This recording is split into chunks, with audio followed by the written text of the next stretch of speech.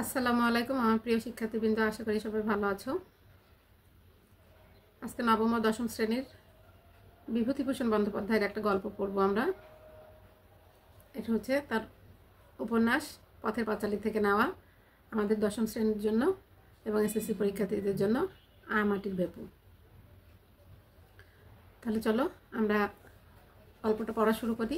গল্পটা পুরো রিডিং পড়বো না, আমরা মোটামুটি গল্পটা আলোচনা করে দিব, অনুধাবনমূলক প্রশ্নগুলো বলে দিব যে অনুধাবনমূলক প্রশ্ন কোনগুলো, আর ইম্পর্টেন্ট কিছু অংশ পড়ব, এর মধ্যে দিয়ে গল্প শেষ করব। তাহলে চলো আমরা এই মাটির ভেপু গল্পটা পড়ে কি শিখব এটা আগে আমরা পড়ি। বলছি যে আমরা মাটির ভেপু গল্পটা যদি পড়ি, বিভূতিভূষণ বন্দ্যোপাধ্যায় সম্পর্কে আমাদের আগে জানতে হবে। ওনার জন্ম কোথায়, মৃত্যু কোথায়, ওনার উল্লেখযোগ্য গ্রন্থ কী, উনি কোথায় জন্মগ্রহণ করেছেন, কোথায় পড়াশোনা করেছেন, ইত্যাদি ইত্যাদি অনেক কিছু ওনার সম্পর্কে জানতে পারবো আমরা। এরপরে এই গল্পটা পড়ার পরে আমরা পল্লী মায়ের যে শাশ্বত সত্য রূপ, পল্লী মায়ের যে শাশ্বত সত্য রূপ বা পল্লী মায়ের যে চারিত্রিক গুণাবলী, সেই গুণাবলীগুলো সম্পর্কে আমরা ধারণা লাভ করতে পারবো। এরপর বলতেছে প্রকৃতির সাথে মানুষের যে নিবিড় সম্পর্ক রয়েছে, মানুষ প্রকৃতি ছাড়া বাঁচতে পারে না বা প্রকৃতি ছাড়া মানুষের থাকা সম্ভব না। প্রকৃতির সাথে মানুষের যে গভীর সম্পর্ক, নিবিড় সম্পর্ক, সেটা আমরা এই গল্পটা পড়ে বুঝতে পারবো। এরপরে বলছে নিম্ন মধ্যবিত্ত পরিবারের জীবনযাপন কেমন হয়, নিম্ন মধ্যবিত্ত পরিবারের মানুষ কেমনভাবে জীবনযাপন করে, তাদের খাওয়া দাওয়া কেমন, তাদের সারাদিনের কার্যক্রম কীরকম, সেটা সম্পর্কে আমরা জানতে পারবো। আর আমাদের রিডিংটা ভালো করে পড়তে হবে আমাদের বহু নির্বাচনী প্রশ্নের জন্য। তোমরা রিডিংটা ভালো করে বাসায় পড়ে ফেলবা, তাহলে মোটামুটি আমরা মাটির ভেপু গল্পটা পড়ে কি জানতে পারবো সেটা জানলাম। এখন আমরা বিভূতিভূষণ বন্দ্যোপাধ্যায় সম্পর্কে আগে একটু জানি। বিভূতিভূষণ বন্দ্যোপাধ্যায়ের জন্ম হচ্ছে 12 সেপ্টেম্বর 1894 সাল। উনি হচ্ছে ভারতে 24 পরগনার মুরালিপুর গ্রামে জন্মগ্রহণ করেন। 24 পরগনার মুরালিপুর গ্রামে জন্মগ্রহণ করেন। তার উল্লেখযোগ্য উপন্যাসের নাম আমরা জানবো, তার পেশা কর্মজীবন আমরা জানবো, তারপরে কি কি পুরস্কারে তিনি ভূষিত হয়েছেন এটা সম্পর্কে আমরা জানবো। তাহলে আমরা আগে জানি তার পেশা কি ছিল। পেশা ছিল শিক্ষকতা। তিনি হুগলি, কলকাতা ও ব্যারাকপুরের বিভিন্ন স্কুলে শিক্ষকতা করেছেন। তারপরে হচ্ছে তার উল্লেখযোগ্য গ্রন্থ হচ্ছে পথের পাঁচালী, যেটা আমরা পথের পাঁচালী থেকেই আমরা এই মাটির ভেপু গল্পটা পড়বো। এরপরে বলছে আরও তার লেখা আছে অপরাজিতা, আরণ্যক, ইচ্ছামতি, দৃষ্টিপ্রদীপ, এগুলো হচ্ছে তার উপন্যাসের নাম। তার গল্পের নাম হচ্ছে মেঘমল্লার মৌরিফুল যাত্রাবদল। কিশোর উপন্যাস চাঁদের পাহাড়, হীরামানিক জলে, মানে কিশোরদের জন্য তিনি কিছু উপন্যাস লিখেছেন। একটা নাম হচ্ছে চাঁদের পাহাড় আর একটা হচ্ছে হীরামানিক জলে। পুরস্কার পেয়েছেন ইচ্ছামতি উপন্যাসের জন্য রবীন্দ্র পুরস্কারে তিনি ভূষিত হয়েছেন। তিনি মৃত্যুবরণ করেছেন 1950 সালের 1 সেপ্টেম্বর। 1950 সালের 1 সেপ্টেম্বর। তাহলে জন্মগ্রহণ করলেন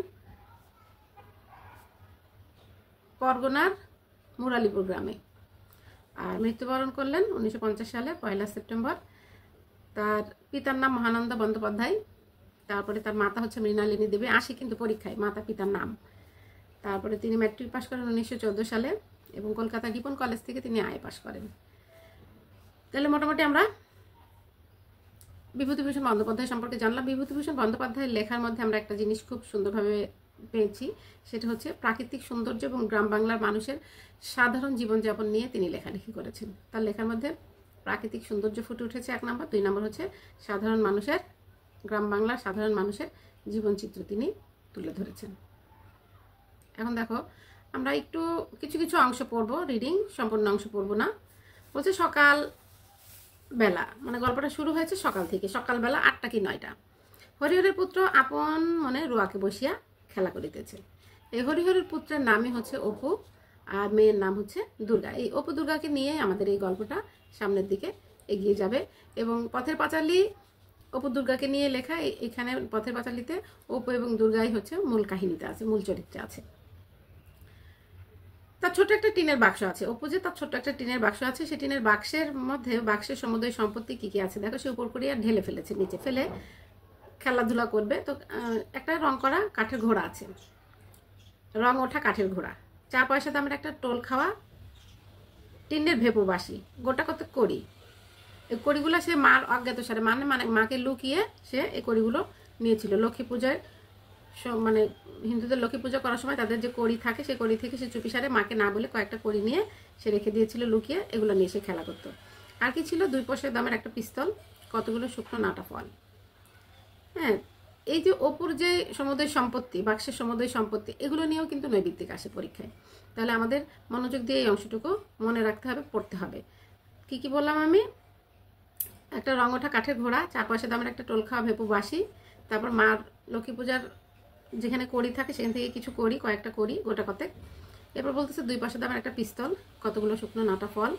হ্যাঁ, সে কী করতো, এগুলো কড়িটা সে লুকিয়ে রাখতো, মার অজ্ঞতার সাথে লুকিয়ে রাখতো, কারণ মা দেখলে বকাবকি করবে, এই জন্য। দেখিয়া ভালো বলিয়া তাহার দিদি কোথাও হয়তো অনেকগুলো কুড়াই আনিয়াছিল। কি কুড়িয়ে এনেছিল? নাটা ফল। আচ্ছা, কিছু তাহাকে দিয়েছে এবং কিছু পুতুলের বাক্সে রেখে দিয়েছে। তার মানে কি, তার দিদি হচ্ছে দুর্গা, উপরে বড় একটা পুতুলের বাক্স ছিল, সেই বাক্সের মধ্যে সে বাকিগুলো রেখে দিয়েছে। খানকতক খাপড়ার কুচি, খানকতক খাপড়ার কুচি তার ওই খেলার মধ্যে আছে। গঙ্গা যমুনা খেলিতে এই খাপড়ার কুচিগুলো লক্ষ্য আবর্থ বলিয়া বিশ্বাস হয়, সে এগুলোকে সযত্নে বাক্সে রাখিয়ে দিয়েছে। এগুলোই হচ্ছে অপুর সম্পত্তি, মূল্যবান মহামূল্যবান সম্পত্তি। সে কী করে, যখন খেলতে ইচ্ছা করে সেগুলো নামিয়ে খেলাধুলো করে, আবার সে তার ওই একটা ভাঙা যে বাক্স আছে সে বাক্সের মধ্যে সে এগুলো তুলে রাখে। তাহলে দেখো, আমরা গল্পের শুরুতে কি পেলাম? সকালবেলা হরিহরের পুত্র অপুর কাহিনী পেলাম। অপু কী করে, অপুর কার্যক্রম কি, সেটা সম্পর্কে আমরা জানতে পারলাম। এরপরে বলছে দেখো যে এগুলো তাহার মহামূল্যবান সম্পত্তি, এতগুলো জিনিসের মধ্যে সে সবের টিনের বাসিটা কয়েকটাবার বাজাইয়া সেটি সম্বন্ধে বিগত কৌতূহল হইয়া তাকে একপাশে রাখিয়া দিয়েছে। ছোট বাচ্চারা কিন্তু এরকমই হয়, 5টা 7টা 10টা জিনিস নিয়ে খেলতে বসলে একটা জিনিস নিয়ে একটু নাড়াচাড়া করে 1-2 মিনিট, তারপর আবার সেটা একপাশে রেখে দেয়, আবার আরেকটা জিনিস নিয়ে নাড়াচাড়া করে, আবার সেটা একপাশে রেখে দেয়। এটাই হচ্ছে ছোট বাচ্চাদের খেলার একটা মজার কৌশল, তাদের কৌতূহল, যে এক জিনিস নিয়ে তারা বেশিক্ষণ খেলতে পারে না। কাশের ঘোড়াটা নাড়াচাড়া করা হইয়া গিয়াছে, সেটিও একপাশে পিঁজরা পোলের আসামি ন্যায় পড়িয়া লইয়াছে। এই যে এখানে আমরা একটা শব্দ পেলাম, পিঁজরা পোলের আসামি। মানে পিঁজরা পোলের আসামি বলতে এখানে বোঝাচ্ছে যে অযত্ন অবহেলায় খাঁচার মধ্যে বন্দি থাকা যে আসামি, সেই ধরনের আসামিদের কথা বলতেছে। তো সে কী করলো, তার ওই যে কাঠের ঘোড়াটা সে পিঁজরা পোলের আসামির মতো নাড়াচাড়া করিয়া একপাশে ফেলে রাখলো। বর্তমানে সে গঙ্গা যমুনা খেলার খাপড়াগুলোকে হাতে লইয়া মনে মনে দাওয়ায় উপর গঙ্গা যমুনা ঘর আঁকা কল্পনা করিয়া চোখ বুঝিয়া খাপড়া ছুইয়া দেখিতেছে তা ঠিক আছে কিনা। তার মানে দেখো, একটার পর একটা জিনিস নিয়ে খেলছে, একটা রাখছে আবার আরেকটা ধরছে। এটাই হচ্ছে ছোট বাচ্চাদের বৈশিষ্ট্য, ছোট বাচ্চারা এভাবেই খেলতে পছন্দ করে। তাহলে আমরা কি দেখলাম, এখানে একটা নতুন শব্দ পেলাম, পিঁজরা পোলের আসামি। এটা দীর্ঘদিন বন্দি অবস্থায় থাকা অবহেলিত আসামির কথা বলছে। তাহলে এখানে আমরা দেখলাম যে অপুর কাহিনী, অপুর খেলাধুলা নিয়ে আলোচনা। একটু পরে দেখা গেল দুর্গা বাইরের থেকে আসলো, দুর্গা উঠানের কাঁঠালতলা হয়তো ডাকিল, অপুকে ডাকছে। দুর্গা বাইরে থেকে আসলো, তাদের উঠানে একটা কাঁঠাল গাছ আছে, কাঁঠালতলা থেকে ডাক দিচ্ছে। সে এতক্ষণ বাড়ি ছিল না, কোথাও হয়তো আসিল মাত্র, তার স্বরে একটু সতর্কতা মিশ্রিত। তার মানে অপু তাকে খুব সতর্কভাবে ডাকছে, দুর্গা তাকে খুব সতর্কভাবে ডাকছে, যেন তার মা শুনতে না পায়। কারণ মা শুনলেই, মা শাশ্বত রূপ যেটা, সত্য রূপ যেটা, তোমাদের কাছে ভালো লাগে না যে মা বকাবকি করে। তো মা বকাবকি করবে, বাইরে থেকে এসছে, মেয়ে বাইরে থাকে, সারাক্ষণ বাইরে খেলাধুলা করে, এই জন্য সে সতর্কতার স্বরে তার ভাইকে ডাকলো, অপুকে ডাকলো। তারপর কিরে দিদি, দুর্গা হাত নাড়িয়া ডাকিল, আয় এদিকে শোন। দুর্গার বয়স 10-11 বছর হইল। তার মানে এখানে দুর্গার বয়স দিয়ে দিল, দুর্গার বয়স 10-11 বছর হইল। সে বাইরে থেকে আসলো এবং অপুকে ডাকলো। এখন কি হবে দেখো, গরম পাতলা, দুর্গার গায়ের রং বা দেহের বর্ণনা দিচ্ছে। গরম পাতলা, অপুর মতো অতটা ফর্সা নয়, মানে অপু একটু গায়ে রঙে ফর্সা, কিন্তু দুর্গা আবার এতটা ফর্সা না। একটু চাপা, হাতে কাচের চুড়ি, পরনে ময়লা কাপড়, মাথার চুল রুক্ষ, বাতাসে উড়িতেছে। মুখের গড়ন মন্দ নয়, অপুর মতো চোখগুলো বড় বড়, বেশ ডাগর ডাগর। তার মানে লেখকের বর্ণনায়, বিভূতিভূষণ বন্দ্যোপাধ্যায়ের বর্ণনায় আমরা অপু দুর্গা গ্রাম্য পরিবেশে বড় হয়ে ওঠা, নিম্ন মধ্যবিত্ত শ্রেণীর একটা পরিবারে বড় হয়ে ওঠা, তাদের যে খেলাধুলা বা তাদের যে পরিবেশ বা পরিস্থিতি, সেগুলোর বর্ণনায় কিন্তু লেখক এই গল্পের মধ্যে তুলে ধরেছে। তাহলে এখানে আমরা দুর্গা সম্পর্কে জানতে পারলাম। সে রোয়াক হইতে নামিয়া বলল, কিরে দিদি, দুর্গার হাতে একটা নারিকেলের মালা, আমরা যে নারিকেল খাই, খেয়ে নারিকেল করার পরে মালাটা ফেলে দিই। সে একটু নিচু করিয়া দেখাইল, কতগুলো কচি আম কাটা। সুর নিচু করিয়া বলিল, মা ঘাট থেকে আসেনি তো? তার মানে কি, তার মা বাড়ি নেই, তার মা ঘাটে গেছে। গ্রামের মানুষ তো ঘাটে যায় থালা বাসন ধুতে, কাপড় কাচতে, এরকমই কোনো কাজে হয়তো তার মা ঘাটে গেছে। অপু ঘাড় নাড়িয়া বলিল, তার মানে মা এখন আসে নাই। ঠিক, তুমি ঠিকই বলছো। দুর্গা চুপি চুপি বললো, একটু তেল আর নুন নিয়ে আসতে পারিস, আমের কুশি চালাবো। তার মানে সে কারোর বাগানের গাছ থেকে নিচে আম পড়ে না বাতাসে, আম পড়েছে, সে সেই আমগুলো নিয়ে এসেছে। সে কি করবে, এগুলা একটু তেল লবণ হলুদ মরিচ দিয়ে মাখিয়ে খাবে। তো ভাইকে বলতেছে, আমি তো রান্নাঘরে যেতে পারবো না, বাইরে থেকে এসেছি, তুই একটু তেল আর নুন নিয়ে এসে দিতে পারবি? অপু আহ্লাদের সহিত বলিয়া উঠিল, কোথায় পেলি রে দিদি? দুর্গা বলল, পটলিদের বাগানে সিঁদুর কোটার তলে পড়েছিল। আনদিকে একটু নুন আর তেল। অপু দিদির দিকে চাহিয়ে রইল। তেল ভার ছুলে মা মারবে, আমার কাপড় যে বাসি। তার মানে কি, হিন্দুদের হচ্ছে এটা একটা সমাজের তাদের একটা সংস্কার। তারা কি করে, গা গোসল না ধুয়ে রান্নাঘরে ঢোকে না, বা রান্নাঘরের কোনো জিনিস তারা নাড়ে না। আমরা কারোর সংস্কার বা কোনো ধর্মের সংস্কার বা কোনো কিছু নিয়ে আমরা মন্তব্য করবো না। যার কাছে যেটা ভালো লাগে তারটা সে সেটা পালন করবে, এটাই নিয়ম। এগুলো নিয়ে কথা বলা বা বাড়াবাড়ি করা ঠিক না। এটা ভালো একটা অভ্যাস আমি মনে করি, যে সকালে ঘুম থেকে উঠে পরিষ্কার পরিচ্ছন্ন হয়ে পুত পবিত্র হয়ে রান্নাঘরে যাওয়া, এটা ভালো লেগেছে আমার কাছে জিনিসটা। তো হিন্দু সমাজের সংস্কার বলতে পারো, আমরা কুসংস্কার বলবো না। কুসংস্কার বলা ঠিক হবে না, এটা একটা সংস্কার, ঠিক আছে? তো বলতেছে যে মাঝে আমি রিডিং পড়ছি না, গল্পটা একটু তোমাদের বুঝিয়ে দিচ্ছি। মা যে কাপড় কাচতে গেছে, ঘাটে গেছে কাপড় কাচতে, এখনো আসেনি, তুই যা একটু তেল আর নুন নিয়ে এসে দে, আমি একটু আমের যে কুচি কুচি করে কেটেছি কুশিগুলো, আমি ছোট ছোট বাতাসে পড়ে যায় যেগুলো আম, ওগুলোকে কুশি বলে, কুশি জারিয়ে একটু খাবো, তোকেও দেবো। তো যাই হোক, ও যতটুকু পারলো ছোট মানুষ হিসেবে তেল নুন নিয়ে এসে দিল। তারপরে অপু একটু, দুর্গা একটু অপুর হাতে তুলে দিল। দুর্গা একটু বেশি খেলো। অপু আবার একটু মন্তব্য করলো, তুই অতগুলো খাবি দিদি? এরকমই গল্পের কাহিনী সামনের দিকে এগুতে থাকবে। বলতেছে, লঙ্কা আনতে পারবি? তো বললো যে আরও একখানা দেবো তোকে। তাহলে লঙ্কা কি করে পারবো দিদি? মা তো রান্নাঘরে তক্তার উপরে লঙ্কা রেখে দিয়েছে, আমি যে নাগাল পাইনি। ঠিক আছে, এই গেল হচ্ছে তাদের ভাই বোনের প্রথম দিকের কাহিনী।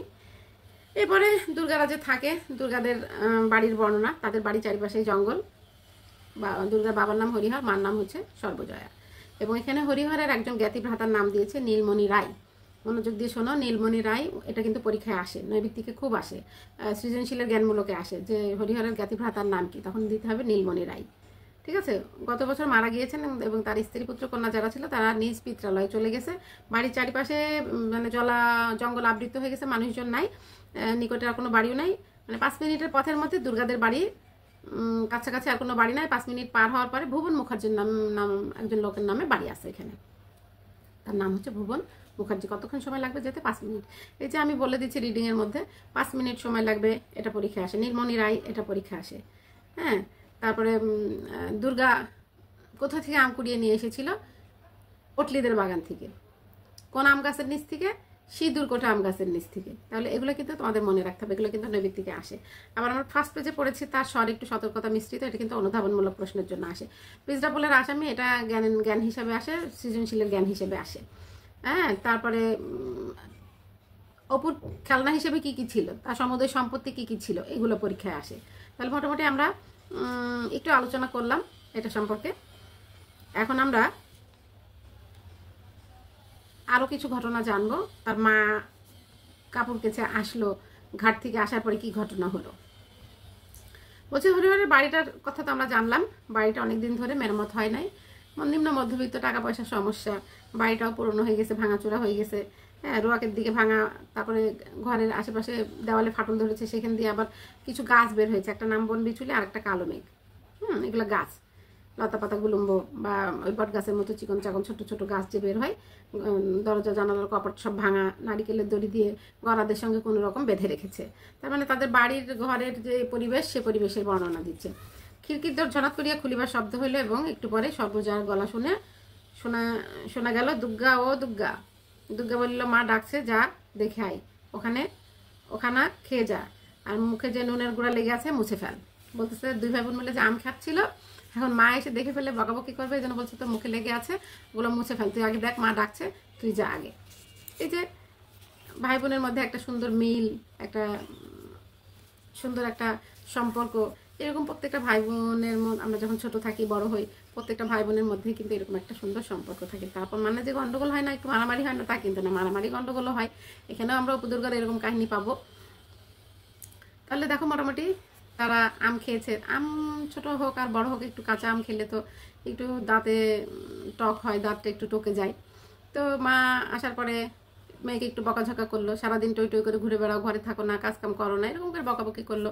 এরপরে মার চোখে কিন্তু ধরা পড়ে গেল তারা দুই ভাই বোন যে আম খেয়েছে, কারণ মা তাদের একটু খেতে দিয়েছিল। সেই খেতে দিতে যে যখন অপু উফ করে উঠেছে, মা বলেছে কি হয়েছে, তখন ভাই বলে ফেলেছে।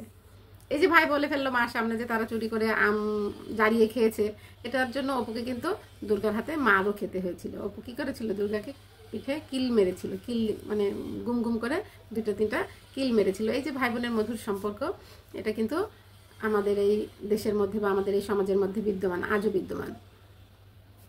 তাহলে দেখো এখানে আমরা মোটামুটি অপু আর দুর্গার কাহিনী জানতে পারছি, সর্বজনা জয়ের কাহিনী জানতে পারছি।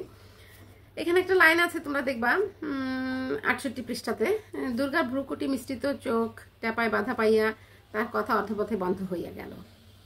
এই যে দুর্গার ভ্রুকুটি মিশ্রিত চোখ, এটা হচ্ছে যে চোখের চাহনিতে তিরস্কার ও সতর্কতা থাকে, সেটাকে বলতেছে ভ্রুকুটি মিশ্রিত চোখ।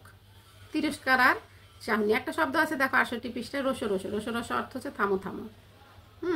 তারা মা ডাকার পরে আম যে খাচ্ছে সেটা খাওয়ার আর টাইম নেই, চিবিয়ে খাবে সেটার আর টাইম নেই। তারা কি করছে, মুখের মধ্যে দিয়ে কোনো রকম গিলে খেয়ে মার কাছ থেকে রক্ষা পাওয়ার জন্য গিলে খেয়ে নিল, সচেতন হলো আর কি, মা এই বিষয়টার জন্য বকাবকি না করে। খালি মালাটা কি করলো, এক টান দিয়ে ওইখানে একটা গাছের নাম করেছে ভ্যারান্ডা কচা, ভ্যারান্ডা কচা বেড়া পার করে ওই চারিপাশে যে জঙ্গল ছিল ওদিকে টান দিয়ে জঙ্গলের মধ্যে ছুঁড়ে ফেলে দিল।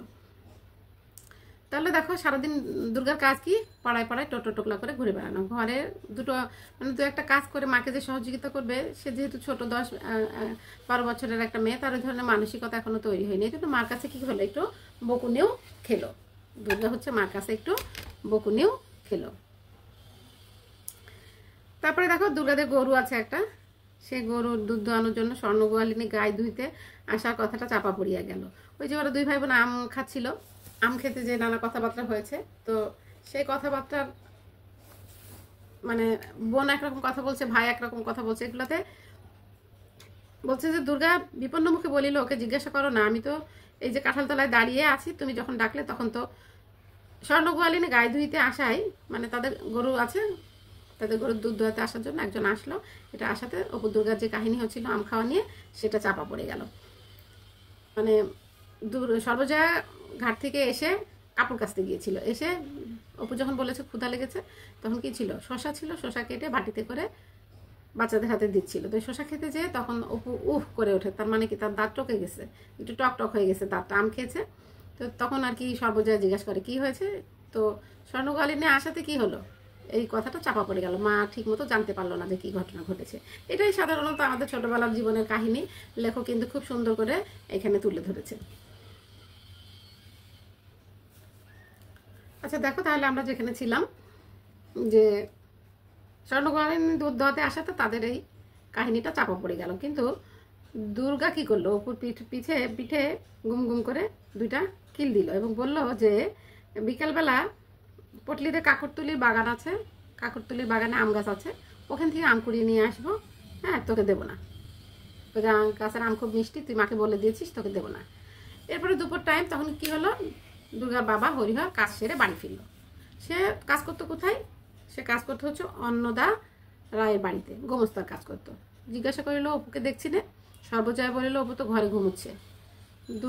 দুর্গা বুঝি সে এই খেয়ে বেরিয়েছে, সে বাড়ি থাকে কখন, মা বাবাকে বলছে তোমার মেয়ে কখন বাড়ি থাকে, দুটো খাওয়ার জন্য ঘরে আসে, খাওয়ার সাথে যা সম্পর্ক, আর সারাক্ষণ কী করে, খিদে পেলে ঘরে আসা, বাইরে সারাক্ষণ ঘুরে ঘুরে বেড়ায়, এই রামতলায় ওর জামতলায়, হ্যাঁ এই 34 রোদ্দুরে জ্বরে পড়লে তারপরে আর কি একটা ঝামেলা হবে। মা বাবা যেভাবে সন্তানকে নিয়ে আলাপ আলোচনা করে, ওইরকম হরিহর আর সর্বজয়া দুর্গাকে নিয়ে এরকম আলাপ আলোচনা করতে লাগলো।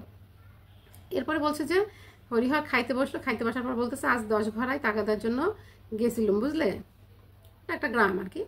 তো একজন লোক খুব মাতবর, 5-6টা গোলা বাড়িতে, বেশ পয়সাওয়ালা লোক, আমায় দেখে দণ্ডবোধ করে বললে দাদা বাবা ঠাকুর আমায় চিনতে পারছেন, আমি বললাম না। তার মানে এক লোকের সঙ্গে দেখা হলো, সেই লোক তাকে বলতেছে দাদা বাবু দাদা ঠাকুর আমাকে চিনতে পারছেন, তো হরিহর বললো না আমি চিনতে পারছি না। বলতেছে আপনার কথা থাকতে তখন তখন পূজা আচ্ছায় সবসময় তিনি আসতেন, পায়ের ধুলো দিতেন, মানে হরিহরের বাবার কথা বলছে। আপনার বাবা যখন ছিল, ওরা যেহেতু একটু হিন্দু সম্প্রদায়, তো জাতমান মানে তারা একটু উঁচু বংশের ছিল, উঁচু সম্প্রদায়ের ছিল, তো তারা পূজা অর্চনা করতো। তো বলতেছে যে আসতো, তখন আপনারা সেই হিসাবে আপনার আমার গুরুতুল্য লোক। এবার আমরা বাড়ি শুদ্ধ মন্ত্র নেব ভাবছি, মানে ওরা বাসায় বাড়িতে একটা পূজা টুজা করবে, তো আপনি যদি আসেন মন্ত্রটা দেন তাহলে আমরা অনেক খুশি হব। এটা বলার পরে হরিহর কি হলো, সরাসরি রাজি হয়ে গেল না, কারণ গ্রামের মানুষ কিন্তু নিজের মান সম্মান আত্মসম্মান এগুলোর কথা খুব চিন্তা করে। সে চিন্তা করলো আমি যদি রাজি হয়ে যায় তাহলে কি হবে, ওরা ভাববে যে আমরা খুব অভাবে পড়েছি, এই জন্য কাজ বলার সাথে সাথে আমরা কাজটা নিয়ে নিলাম। সে এসে বউর সঙ্গে গল্প করছে যে এরকম এরকম ঘটনা, আমাকে কাজ দিতে চেয়েছে, কাজটা পেলে ভালোই হবে, সংসারের অভাব অনটন যেটুকু আছে সেটুকু একটু দূর হবে। আবার সর্বজয়াকে কি বললো, তোমার তো আবার মানুষের কাছে গল্প করে বেড়ানো স্বভাব, এই কথা শুনে তোমার তো পেট পাতলা, তুমি মুখে কথা রাখতে পারো না, মানুষের কাছে যে আবার গল্প করে বেরিও না, আগে কাজটা হাতে পাই, কাজটা পেয়ে যায়, তারপরে বলো, এখন কাউকে বলার দরকার নাই। এরকম আর কি স্বামী স্ত্রীর কথাবার্তা হলো। হওয়ার পরে তারপর কি হলো দেখো, যে আমি কাউকে বলছি না, সর্বজয় বললো না আমি কাউকে বলছি না। এরপরে বলছে যে এদিকে রাজ্যের দেনা কাল ঘাটের পথে সেজ ঠাকুরন বললে বৌমা আমি বন্ধক ছাড়া টাকা ধার দিই না। সেজ ঠাকুরনের সঙ্গে দেখা হয়েছিল, সে হয়তো টাকা পয়সা পাই, যেহেতু অভাব অনটনের সংসার এর কাছ থেকে ধার দিনা করে চলতে হয়, তো সেজ ঠাকুরন বললো যে হয়তো কিছু টাকা ধার চেয়েছিল বা কিছু ধার চেয়েছিল, তখন বললো আমি বন্ধক ছাড়া টাকা ধার দিই না, তবে তুমি অনেক করে বলে দিলাম, আজ 5 মাস হয়ে গেল টাকা আর রাখতে পারবো না, টাকা ধার নিয়েছিল সেটা হয়তো দিতে দেরি হচ্ছে, এই জন্য দুর্গার মা সর্বজয়াকে ওই সেজু ঠাকুরন এই কথা বলেছে। এদিকে রাধা বৈষ্ণবের বউ তো ছিঁড়ে খাচ্ছে, দুবেলা তাগাদা আরম্ভ করেছে। ছেলেটার কাপড় নেই, 2-3 জায়গায় সেলাই বাছা, আমার তাই পরে হাসি মুখে নেচে নেচে বেড়াই, আমার এমন হয়েছে যে ইচ্ছে করে এদিক ওদিকে বেরিয়ে যায়। মানে সর্বজয়া মনের কষ্টের কথা স্বামীর সামনে বসে বলছে যে সবাই টাকা পায়, টাকা পয়সা চায়, ছেলেটার কাপড় চোপড় নাই, এরকম কষ্ট করে দিন যাপন করতে হয়, যখন দুবেলার খাবার ঠিক মতো ওদের মুখে দিতে পারি না, এক সময় মনে এমন কষ্ট হয়, মনে হয় 2 চোখ যেদিকে যায় সেদিকে চলে যায়। তো এই যে স্বামী স্ত্রীর কথা, এটা কিন্তু এখানেও আমরা স্বামী স্ত্রীর কথার মধ্যে দিয়ে তাদের যে একটা সুন্দর সম্পর্ক আছে, বা আমাদের সমাজে যে এই নিম্ন মধ্যবিত্ত শ্রেণীর মানুষগুলোর মধ্যে যে এখনো একাত্মতা আছে, ভালোবাসা আছে, সেটা কিন্তু আমরা এখানে দেখতে পাচ্ছি। এরপর বলছে আরো একটা কথা ওরা বলছিল, বুঝলে, বলছিল গায়ে তো বামুন নেই, আপনি যদি গায়ে উঠে আসেন তবে জমি দিয়ে বাস করাই, গায়ে এক ঘর বামুন বাস করলে আমাদের বড্ড ইচ্ছে। বলতেছে আপনারা তো বামুন, আমরা যে গায়ে থাকি সেই গায়ে তো বামুন নেই, আপনারা যদি ওই গা থেকে মানে হরিহররা যেখানে থাকে সেখান থেকে উঠে যদি আমাদের গায়ে আসেন তাহলে আমাদের খুব উপকার হয়। তা কিছু ধানের জমি টমি দিতেও রাজি, পয়সার তো অভাব নেই তাদের। আজকাল চাষাদের ঘরে লক্ষ্মী ভাজা ভদ্র লোকেরা হয়ে পড়েছে হা ভাত জো ভাত। এই যে লাইনটা, আজকাল চাষাদের ঘরে লক্ষ্মী বাধা, এই লাইনটা হচ্ছে ভেরি ভেরি ইম্পর্টেন্ট একটা লাইন। এখানে কি বুঝিয়েছে যে যারা পরিশ্রমী তাদের কাছে সৌভাগ্য ধরা দেয়, যারা পরিশ্রম করে আসলে তারা কখনোই কষ্টে থাকে না, যারা পরিশ্রম করে তারা খেয়ে পরে কোনো রকম তাদের দিন যাপন হয়, দিন চলে যায়, তারা না খেয়ে থাকে না। এই জন্য বলছে যে বদ্ধ লোকেরাই হয়ে পড়েছে হা ভাতে জোব হতে, মানে যারা এই যে মধ্যবিত্ত মানুষের কাছে যেতে পারে না, উঠতে পারে না, বসতে পারে না, তাদেরই হয়েছে যত সর্বনাশ। তার মানে যারা পরিশ্রম করে তাদের কাছে সৌভাগ্য ধরা হয়, সেই প্রসঙ্গে এই কথা বলা হয়েছে। এটা কিন্তু অনুধাবনমূলক প্রশ্নে আসে এবং ভেরি ভেরি ইম্পর্টেন্ট। এরপরে দেখো, এই কথা শোনার পরে সর্বজয়া কি হলো, আনন্দে কথা বন্ধ হয়ে যাওয়ার উপক্রম হলো। কোনো খুশি সংবাদ শুনলে আমাদের কি হয়, কান্না চলে আসে, আমাদের উত্তেজনা বেড়ে যায়, ওইরকম সর্বজয়ারও উত্তেজনা বেড়ে গেল যে স্বামী যদি একটা কাজ পায়, আমাদের যদি এরকম কিছু জমি জমা দিয়ে দেয় এবং ঘর বাড়ি দিয়ে দেয়, আমরা যদি ওই গ্রামে উঠে যাই তাহলে তো ভালোই হয়। তো বলছে যে তো তুমি রাজি হলে না কেন? তখন আর কি হরিহর বলছে যে এক কথায় যদি রাজি হয়ে যায় তাহলে তো তারা বুঝে ফেলবে যে আমরা বড় অভাবে আছি, আমাদের তো একটা মান সম্মান আছে, এভাবে তো রাজি হওয়া যায় না। হরিহর হাসিয়া বলিল পাগল, তখনই কি রাজি হতে আছে? ছোট লোক ভাববে ঠাকুরের হাড়ি দেখছি শিখে উঠেছে, ভাববে যে আমাদের হাড়িতে আর কোনো খাবার দাবার নাই, শিখে উঠে গেছে। এই যে স্বামী স্ত্রীর কথোপকথন এখানে লেখক তুলে ধরেছে। এরপরে দেখো পরের প্যারায় বলছে যে দুর্গা কোথায় হতে পা টিপিয়া আসে ঘরের দুয়ারে আড়াল হইতে সতর্কতার সহিত একবার উকি মারিল এবং অপরপক্ষ সম্পূর্ণ সজাগ দেখিয়া ওধারে পাঁচিলের পাশ বাহির বাটির রোয়াকে উঠিল। দালানের দুয়ার আস্তে আস্তে ঠেলিয়া দেখিল উহা বন্ধ আছে। এদিকে রোয়াকে দাঁড়ানো অসম্ভব, রোদের তাপে পা পুড়িয়া যায়, কাজে সেই স্থানে হইতে নামিয়া গিয়া সে উঠানে কাঁঠাল তলায় দাঁড়াইল। রোদ্রে বেড়াইয়া তাহার মুখ রাঙা হইয়া উঠিয়াছে, আঁচলের খুঁটি কি কতকগুলো যত্ন করিয়া বাঁধা, সে আসিয়াছিল এই জন্য যে যদি বাহিরের দুয়ার খোলা পায় এবং মা ঘুমাইয়া থাকে তবে ঘরের মধ্যে চুপি চুপি ঢুকিয়াই একটু শুইয়া লইবে, কিন্তু বাবা বিশেষত মার সামনে সম্মুখ দুয়ার দিয়া বাহিরে ঢুকিতে সাহস পাইল না। তার মানে কি, এতটুকু পড়লাম এই কারণে যে আমাদের গল্পের শেষের দিকে আমরা চলে এসেছি। দুর্গা বাড়িতে ছিল না, সে বাইরে রোদের মধ্যে ঘুরে বেড়াচ্ছিল। এখন সে ভেবেছিল যে একটু ঘরে যায়, যে একটু শুয়ে আসি, একটু রেস্ট নিয়ে আসি, কিন্তু সে দেখলো যে আসলে এখন ঘরে ঢোকা সম্ভব না, বাবা মা দুজনাই সজাগ, যদি এখন আমি যেতে চাই তাহলে তারা টের পেয়ে যাবে এবং বকাবকি করবে। সে ঘটনাটা এখানে তুলে ধরেছে। অপরপক্ষে সম্পূর্ণ সজাগ মানে বাবা মা, ও দুর্গা বাবা মা যে সজাগ সে কথা বলা হয়েছে এখানে। তারপরে কি হলো, শেষের দিকে দেখো বলছে যে উঠানে নামিয়ে এসে কাঁঠাল তলায় দাঁড়ালো নিরুৎসাহিতভাবে, মানে তার আনন্দটা ফুরিয়ে গেল, সে যেটা চেয়েছিল সেটা আর হলো না। এদিক ওদিক চাহিতে লাগিল, পরে সেখানে বসে আসলে খুঁটি খুলে কতগুলো শুকনো রড়া ফুলের বিচি বাহির করিল। পরীক্ষায় আসে শুকনো রড়া ফুলের বিচি কতগুলো ছিল, 26টা ছিল। এবং সে কি করলো, সোজা পিঠ পাতিয়া ধরিতে লাগিল, মনে মনে বলিতে লাগিল অপুকে এগুলো দেবো আর এগুলো পুতুলের বাক্সে রেখে দেবো। তার মানে অপুর জন্য কিছু রাখবে এবং সে নিজে পুতুলের বাক্সে কিছু রেখে দেবে। বিচিগুলো কেমন ছিল, খুব তেল চুকচুক করছে, আজই গাছ থেকে পড়েছে। ভাগ্যিস তখন গিয়েছিলাম, আর না হলে কি হতো, ওই রাঙি ওদের যে গরুটা আছে রাক্ষসটা, ও আর কি আদর করেই বলছে এখানে যে ও সব খেয়ে নিত রাক্ষসটা। সেবার কতগুলো এনেছিলাম আর এ নিয়ে আরও অনেকগুলো হলো। তার মানে এর আগে আমরা যখন অপুর সমুদয় বাক্সের সম্পত্তির কথা শুনেছি তখনও কিন্তু শুনেছি যে অপুর কাছে কিছু বিচি ছিল যেটা তার দিদি দিয়েছিল। এই হচ্ছে মোটামুটি আমাদের গল্পের কাহিনী। এখানে আমরা দেখতে পেলাম যে একটা গ্রাম্য পরিবেশে একটা 10-12 বছরের মেয়ে কীভাবে টই টই করে সারা গ্রাম ঘুরে বেড়ায় মনের আনন্দে, প্রকৃতির সাথে তার যে একটা সুন্দর সম্পর্ক, এটা আমরা দেখতে পেলাম। হ্যাঁ, এখানে আমি গল্পটা আলোচনা করলাম, তোমাদের আমি